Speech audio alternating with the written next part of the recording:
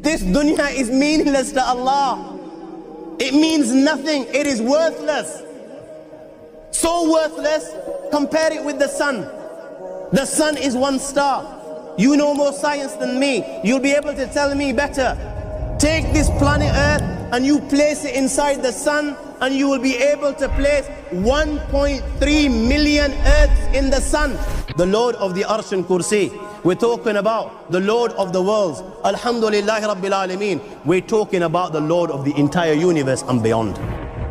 The entire universe and beyond. You know, we live in this dunya, and we are fascinated with this dunya which Allah subhanahu wa ta'ala indeed has created in a beautiful manner. We're fascinated. There are over billions of people which live on this dunya at this moment in time. Over 6 billion people that live on the dunya at this moment in time. This dunya of Allah subhanahu wa ta'ala is so big that there is space in this dunya for billions and billions and billions or more people. But what is this dunya in comparison to what Allah subhanahu wa ta'ala has created out there? This dunya is insignificant. This dunya is meaningless to Allah. It means nothing. It is worthless. So worthless, compare it with the sun. The sun is one star. You know more science than me. You'll be able to tell me better. Take this planet Earth and you place it inside the sun, and you will be able to place 1.3 million Earths in the sun. After this, whatever you see above, when you raise your head and you look above, whatever you see above, the zillions and zillions and zillions of galaxies, let me tell you, this is everything there is within the first heaven. Everything there is within the first heaven, and Allah is the creator of 7 heavens. 7 heavens. And the distance between the first heaven and the second heaven is 500 years. You know, the distance that can be covered in 500 years, at what speed? Only Allah knows. Only Allah knows. But it will take 500 years to get from the first heaven to the second heaven. 500 years from the second to the third, third to the fourth, fourth to the fifth, fifth to the sixth, sixth to the seventh. Every time it will take 500 years. After the 7 heavens, you all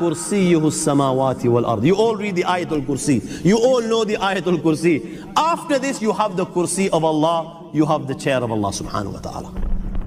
You know these 7 heavens that we've just talked about, in comparison to the Kursi of Allah, they're non-existent.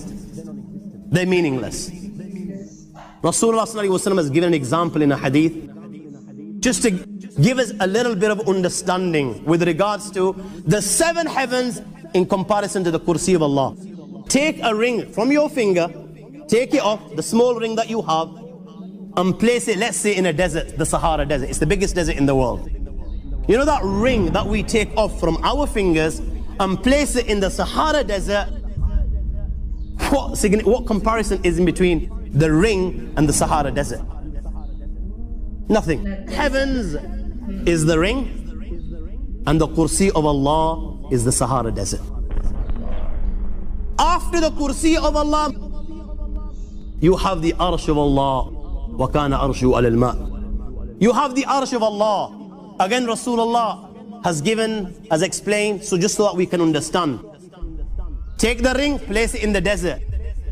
This time, the ring is the Kursi, and the Arsh is the desert. What is the Kursi in comparison to the Arsh of Allah? Nothing. Then you have angels which carry the Arsh of Allah. Their heads are in the 7th heaven and their feet are in the lowest earth. My friends, then you have the Lord of the Arsh al-Kursi. لا تدركه الأبصار ويدرك الأبصار وهو اللطيف الخبير. He is beyond the size of Allah, who Allah is, what Allah is.